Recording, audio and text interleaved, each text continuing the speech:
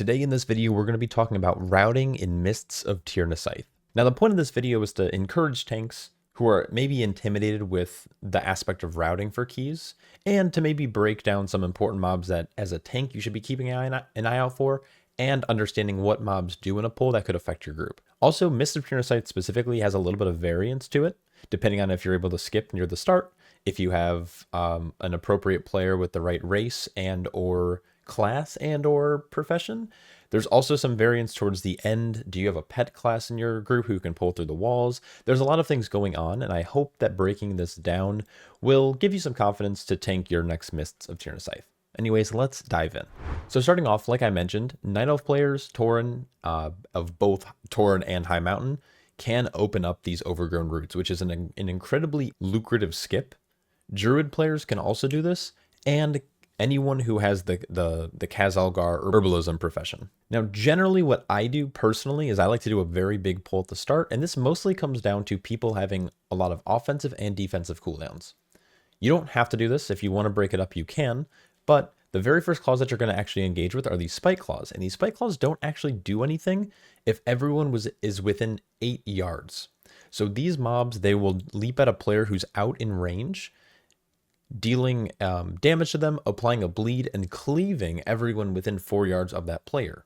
So the strategy here is to have everyone move into melee, and then these mobs, all they're doing is meleeing the tank, and it's good fodder for people's damage to deal more damage to important mobs. You'll generally drag this in to this next pull with that has the villager, the 2 soul cleavers, and the harvester.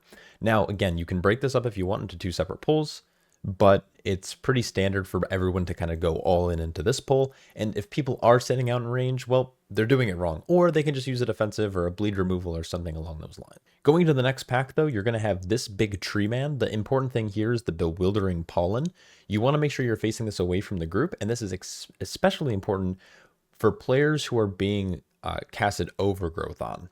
This overgrowth cast will put a player basically in a little pod or a seed that has to be DPS'd out, but they can still take damage. So if you face this frontal at them, they're going to end up most likely dying unless the key level is fairly low. The other thing that the tank wants to look out for, I like to make sure I'm kicking.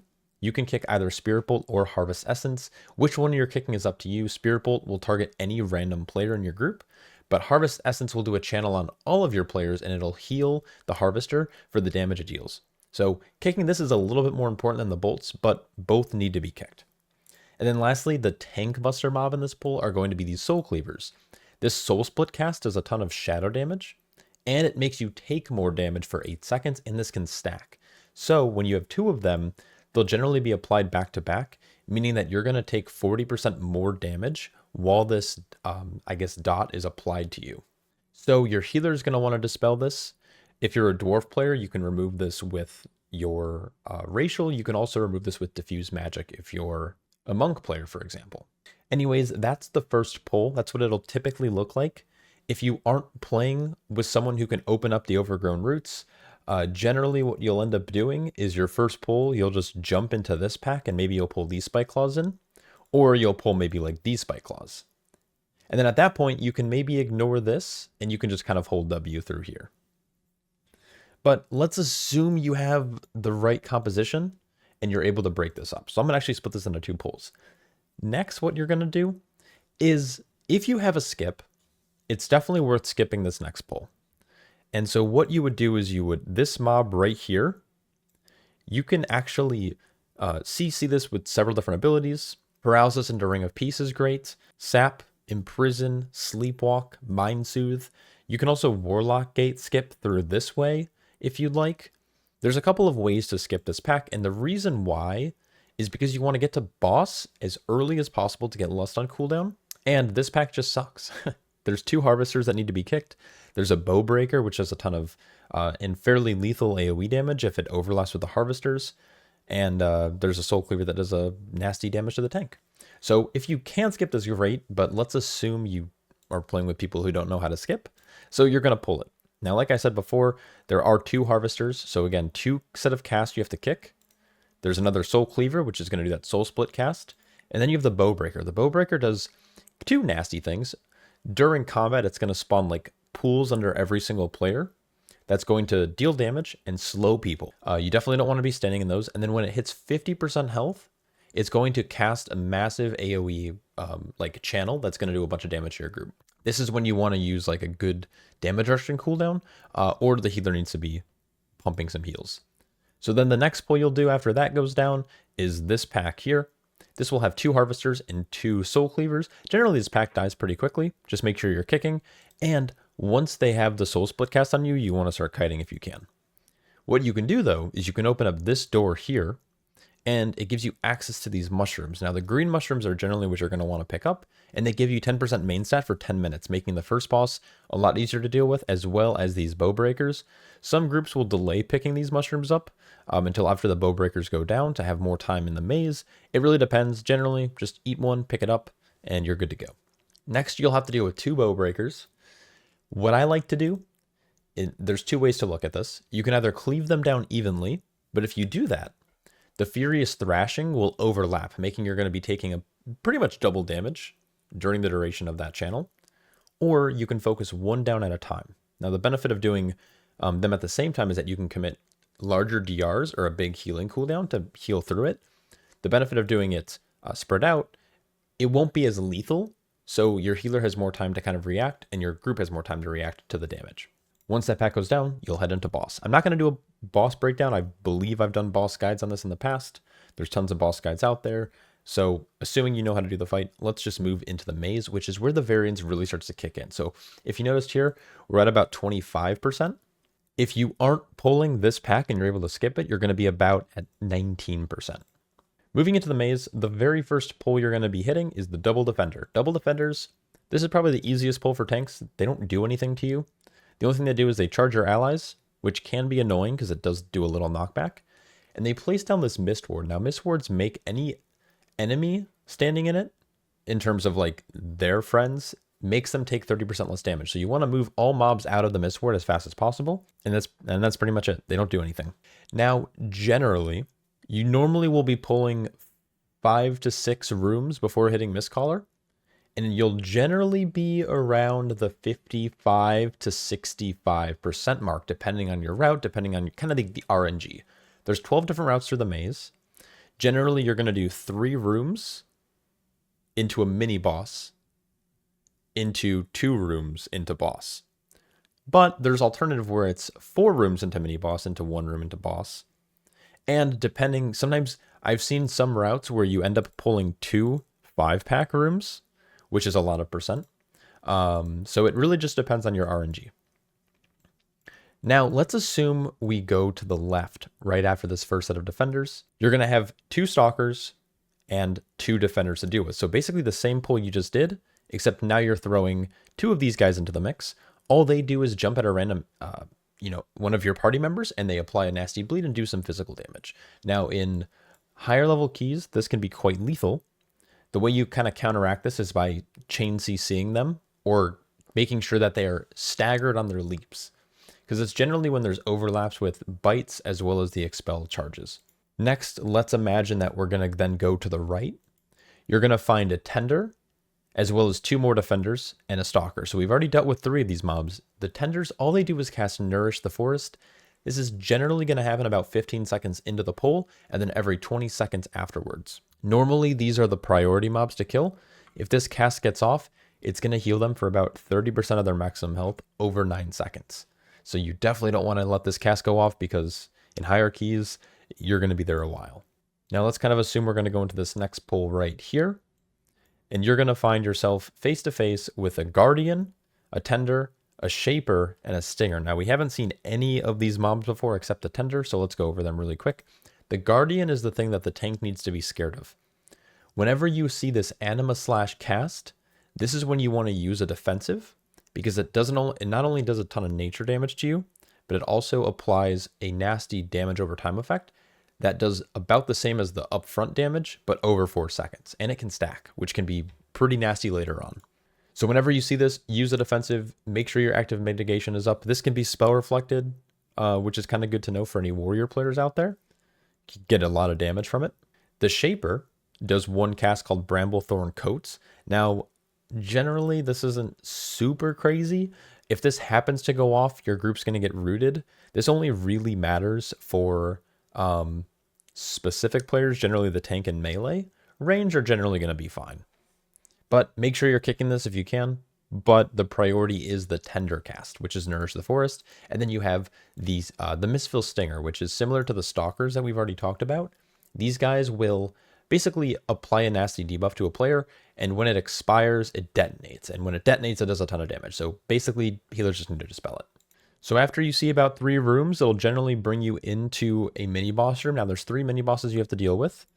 The most annoying one is the Matriarch. Now, these are randomized. You can deal with... They used to be static, but they ended up randomizing it for these runs, which I think has made it a little better and a little worse. The easiest one to deal with is the Night Blossom. This guy just does basically a big old tank buster, which can be mitigated, dodged, parried, blocked, which is very nice. And then on top of that, it can just be dispelled by a poison dispel, which you should be running already.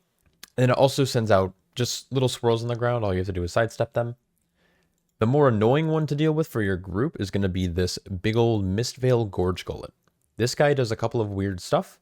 First, he does this tongue lashing, and this will always face the tank, but sometimes he'll jump out of range. So what he does is this crushing leap, which has him jump at a random range player, and he'll generally follow this up with a lashing at the tank. So if the tank, you have to pay attention to where basically the mini boss is facing, because if he's facing at you, because the tank's behind you, you're going to get hit by this tongue lashing, which will pretty much kill you in high keys. And then lastly, he does like a big radius around him that you have to run away from. Don't get hit. It applies nasty nature damage and will pretty much kill you. And lastly, we have the Mistvale Matriarch. This guy's pretty obnoxious. Basically, Shred Armor is going to start nuking your tank. Now, it can be dodged, and you can sometimes cheese the way it can be you can outrange this eventually. The big thing is watching out for the frontal. That can target any player, and the Pool of Radiance the tank needs to move the mini-boss away from this pool so it doesn't heal over time. Fun little note, the tank or your group can stand in this Pool of Radiance and heal for their max health every second, because it affects both friendlies and enemies. So let's assume we did the Mistvale Blossom. You're then probably going to find yourself in a 5-pack pull once you kill the mini-boss. This is generally standard. Normally, once you kill a mini-boss, you're going to be moving into that kind of area where there will be 5 mobs instead of 4. The only rooms that have 5 packs are the ones that are next to the boss arena. So this pull here, let's just imagine we did this. This is probably one of the more difficult pulls because there's Double Guardian. Double Guardian are those guys that do Anima Slash. This is when you have to use a big mitigation. You also have a Shaper, which needs to be kicked. You have a Stinger, which needs to be dispelled. And you have a Stalker, which just does some leap damage onto an ally, one of your party members. Just needs to be careful. And then you'll most likely be on boss now around 57. Now, based on the fact that we did pull an extra pack up here, there is a chance that we would have done 1 extra pack in the maze, which I've seen before. If that happened, you would be at 63% count versus the 56% count. So it just kind of depends on what you end up pulling. There's alternative ways to pull through the wall as well if you have, specific pets. But I'm going to do probably a separate video about that later if people are interested in hearing about that. The Mist Trash in the maze is generally pretty easy to deal with, so if you can get free count up here, it's typically worthwhile doing. Anyways, once Mist Collar goes down, we are kind of in the more enjoyable area of the dungeon. There's a couple of big pulls here that you can get away with, but in a pug route, I would shy away from that if you can. Very first thing that you end up doing is you have a Staghorn with 2 Acid Gullets. The Staghorn is pretty much the priority mob. These are the scary guys, and you never want to pull 2 of them at a time. 1 is the magic number. They have 2 casts. Generally, you need 1 melee kick assigned to each. As a tank, I like to kick the Resistance, which is generally the first cast, but there's also a heal over time effect that needs to be kicked as well. But both of them are obnoxious to deal with. And then it'll also cast Acid Nova.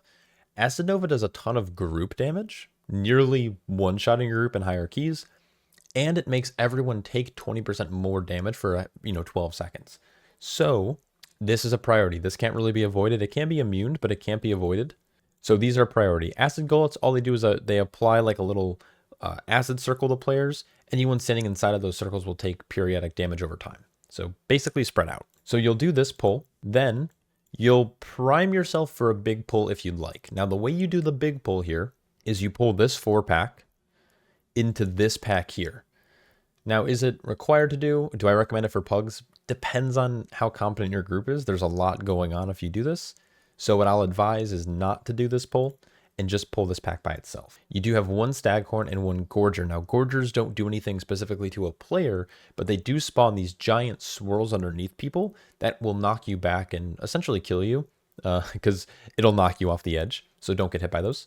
And then you have these little larvas. Larvas don't really do anything until they die. When they die, they drop little pools on the ground. Don't stand in the pools. There aren't any tank busters down here. The only thing that the tanks want to be careful of is when you do get hit by Acid Nova, you use a defensive because you're now going to be taking 20% more damage from like melee attacks and stuff. The next thing you'll generally pull are these Reavers that are patrolling around. They fly around in a circle. They fly around just like this. Oops, if I can even draw freehand. They fly around in a circle. They go this way though. This is so hard to draw in this add-on. So they fly around like this. You can pull them in if you want at some point. You can do them by themselves. But definitely want to grab these two. It's kind of easy %.